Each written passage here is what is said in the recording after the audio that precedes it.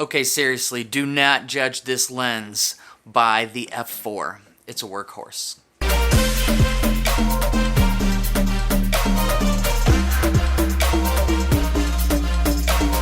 Well, hello. If you do not know who I am, my name is Tony and I'm a filmmaker photographer in the St. Louis area. Today we are talking about the RF 24-105 F4.0L IS USM lens.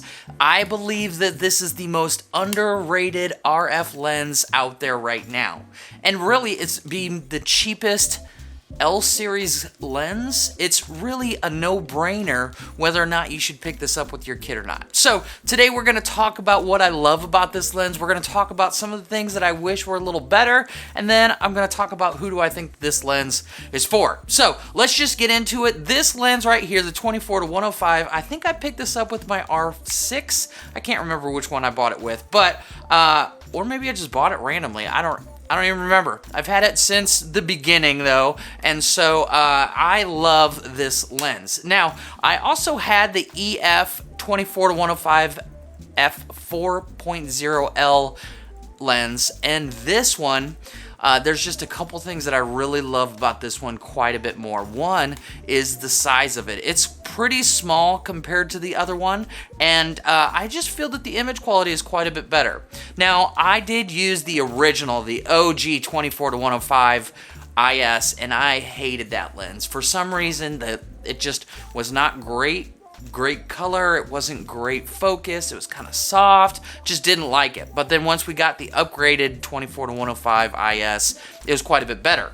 And they have improved on this one even more. So let's talk about some of the things that I love about this beautiful 24-105. The first thing is that this is a very versatile lens, especially for video. Now, I use this for vlogs, I use this for talking heads, I use this for random B-roll. This is just such a very versatile lens because of that 24-105. If you need really wide, you've got that 24, but if you need the blurry background or the telephoto look, you've got the 105. 24-105 is a huge range for focal length, and I just really appreciate being able to just zoom out and get that whole length. The other thing that I really love about this, like I said earlier, this is the cheapest L series lens that you're going to find. It has that red ring of power. And I just really love the quality that they put into these L series lenses. Now, with that, it's going to be a little bit bigger of a lens, but honestly, I mean, you can see here in my hand, it's not huge. It's not that big of a lens. So, being an L series, being around $1,100, this is a really tiny, compact setup that you can have if you just want to bring one lens with you. A couple other things while we're talking about the versatility. It has built-in image stabilization, so if you're shooting on an RP or you're shooting it on an EOS R, both of those cameras do not have IBIS like the R5, the R6, so you're going to want to use image stabilized lens that if you're going to be doing video, or even if it's really dark and you would push that shutter down, image stabilization comes in very handy to help you get better shots. So that's another feature that I really love about this. It also has a lock because the zoom can zoom out, and so it's an external zoom. We'll talk about that later, but with this lock, when you stick it in your bag, you don't have to worry about it uncompressing, decompressing, I don't know, whatever, you don't have to worry about it. Other thing that I really love about this lens is the image quality. I talked about it earlier. This lens is going to be a step up from, say, your 35mm f1.8, your 85 f2 that they came out with. It's just this glass in this lens is so much better than those entry-level lenses that even though you're at f4, you're still going to get really, really good quality images. It's really sharp in the center. It's really sharp on the edges. And that's something that I've noticed with a lot of the RF glass. It's so much better than the EF ones, and especially when you pair it with an EF mount camera, It's just no comparison. These new R series cameras with RF glass are just so good and sharp. You don't ever have to really worry about that anymore. So that's one thing that I've noticed. If you're shooting at 24 millimeters f8, everything is going to be in focus. It's going to look really good, not a lot of distortion, and it's just going to be a really pleasing image that you're going to get out of this lens for only $1,100. Now, I keep saying that, but that's kind of expensive, but we'll talk about that later, like I said. Another thing that I really love about this is the 77 millimeter filter size. Now, the reason that I love that is because I use variable ND filters when I'm outside, when I'm shooting video, because then I can control my exposure the way that I properly need to, leaving, say if you're shooting 24 frames per second, your shutter speed at 1/50th. That lets in a whole bunch of light, and you need to stick on a filter.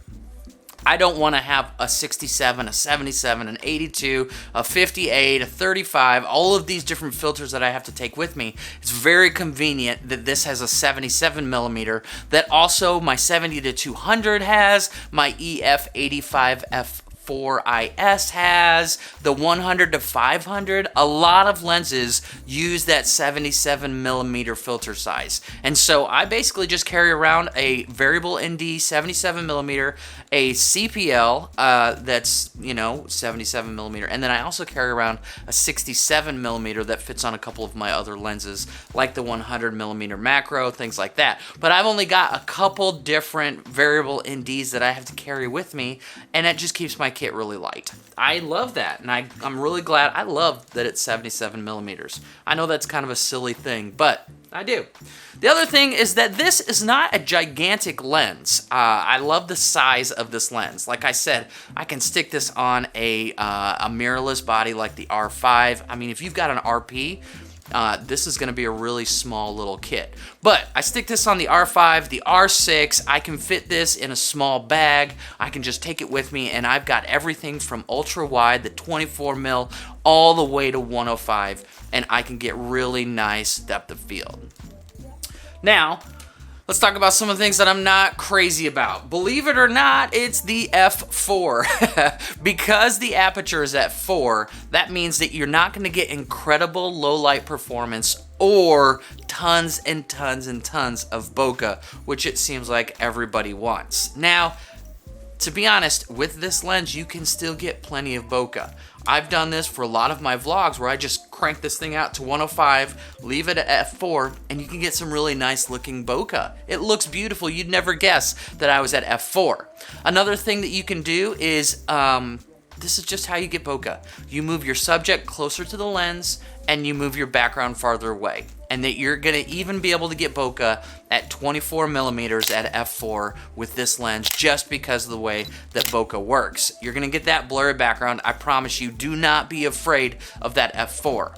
And to be honest, with the R5 and the R6, I don't have to worry about low light performance anymore. I can shoot these cameras up to 10,000 ISO, 12,000, 16,000, and still have usable images that I can work with. And so the f4 in low light, it's a hindrance, but at the end of the day, you're not gonna be fighting it as much as you really think. Now, let's continue on. Another thing that I'm not crazy about, this is a fairly expensive kit lens. Now, they offer the 24-105 f4 to 7.1, and the problem with that one is when you zoom, so at 24 it's 4. When you zoom out to 105, it's 7.1. So every time you change your focal on the zoom, you're changing your aperture as well, meaning that the image gets darker the more that you zoom in. That's super annoying. This one doesn't do that. So that's kind of why it's a little bit more expensive. It's a little bit bigger. It's a little bit heavier. If you want a kit lens that's cheaper, you can look at the 24-105 f4 to 7.1, but that's really not a great lens. You're going to outgrow that pretty fast and kind of get sick of the fact that every time you zoom, you're changing your exposure. So this one, it's expensive for a kit lens, but you're getting really good quality. So, I mean, at the end of the day, I wish that this lens was 600 bucks, and I would tell literally everyone I know to go buy this lens, but it's not. It's $1,100, and that's an investment. It really is. You probably, if you're shooting on an EOS RP and you don't want to spend tons and tons of money on it, $1,100 is a lot of money, and I get that. But if you want a lens that is incredibly versatile with very high quality, this is one that you probably should be looking at. Another thing that I'm not crazy about this lens, and there's not much that you can do around this, but when you extend it, it extends quite a bit. Now, the biggest time that creates a problem is on a gimbal, and I will use this on a gimbal. The thing that I love about this lens, even with an f4 aperture, when you are at 24, you can get that separation of your background and your subject by just simply moving. And so I'll stick this lens a lot on a gimbal so that I can get that moving background, and it just makes the image look really dynamic. So like when I went to Africa early this year, I did the C70 with this lens almost the entire time because of the versatility and the fact that it's just such a small little package. I didn't need to be swapping out lenses all the time when I needed a tight shot or I needed a close shot, whatever it was, this was just really nice. But every time you scoot it out really far, then your gimbal is off. So what I ended up doing was kind of balancing it here, and it was kind of off here, and it was kind of off here. But that's kind of a pain when it comes to gimbals, which is an advantage of primes or internal zooms. It just doesn't move quite as much. But, I mean, it is what it is. That's just something that I'm not crazy about this lens. Other than that, there's not a lot that I don't like about it. I mean, like I said, $1,100, it's a lot of money, but it's not a ton of money when you're talking to lenses. Say the 24-70 f2.8, that one's like what, $2,400? The 70-200 is up to like $2,600. That's twice as much for those lenses than this one. And so you're talking about half the price of some of the other like Trinity lenses, and this one comes in pretty cheap. Now, if you had this lens paired with a 100-500, which is another expensive lens, that would let you cover all the way from 24 to 500 millimeters with two lenses. That's tons of versatility, just absolutely tons of versatility. And so that wouldn't be a huge package. The 100-500, I'm thinking about renting that one for an upcoming trip out west and kind of playing around with it, but that one's a little bit bigger of a lens, but between these two lenses, you can cover a lot of ground. And I know that primes are very sexy. I know that primes are, they have their own look, which they do. And I am not disagreeing with that. But for the most part, my workhorse is this lens. If I'm shooting a vlog, if I'm shooting commercial work, if I'm shooting, believe it or not, family portraits or like at a wedding, I will use this lens for my extended family because there's no way I'm going to be shooting under f4 to get everyone in focus anyways. I'm usually higher than that, so it doesn't matter, and this glass just looks really good, so I don't see the need to be shooting on, say, a 24-70 because that's really well lit. It needs to be really wide, and my aperture needs to be up anyways so everyone's in focus. So this is a really versatile lens. Like I said, I do shoot portraits with this occasionally. It's more run and gun style portraits. If I'm going to be doing a portrait session, typically I'm using my 70-200 or like an EF85 f1.4 IS. I've played around with the RF version. I'm just not sold on them yet. They're just really big. And so I'm kind of waiting to see if Canon releases like a 1.4 IS version of the RF.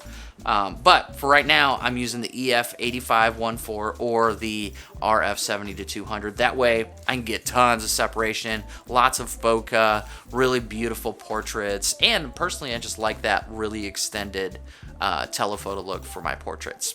So who do I think that this lens is for? Like I said, I think this is someone, if you bought an RP, you don't want to spend a ton of money. Maybe you're not making money photography, you just enjoy it, and you want to have really high quality photos. This is a beautifully versatile lens for you. You're going to be able to get some good landscape. It's not as wide as the 15-35, but that's like a $2,500 lens. This one's $1,000 essentially. If you are just getting in to an R body, maybe you're just upgrading from, say, a Rebel or something like that, and you want to get into some RF glass, this is a really good option because it's going to let you cover the ground all the way from 24 to 105. And I also think that if you are working in a studio where you know you're not going to need that super blurry background, say you're doing tutorial videos, say you're doing some kind of instructional videos, maybe you need a top-down shot, this is a great lens for that because you're in a controlled environment, so you don't need to necessarily have like gobs and gobs of low light, and you're not going to be doing those really creative style of shoots where everything's going to be blown out.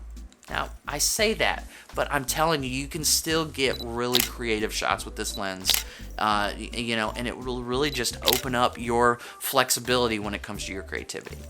All right, I've talked about this lens enough. I love it. I'm telling you, I use this one all the time. If I'm going on a trip and I can only take one lens, if I'm stuck on an island, this is probably gonna be my lens. Like, I love to have 70-200 so I can get those really far telephoto, but I can't vlog with it if I want. I can't get some nice 35mm photos. With this lens, it's just so versatile, and it's gonna be able to let you do whatever you want.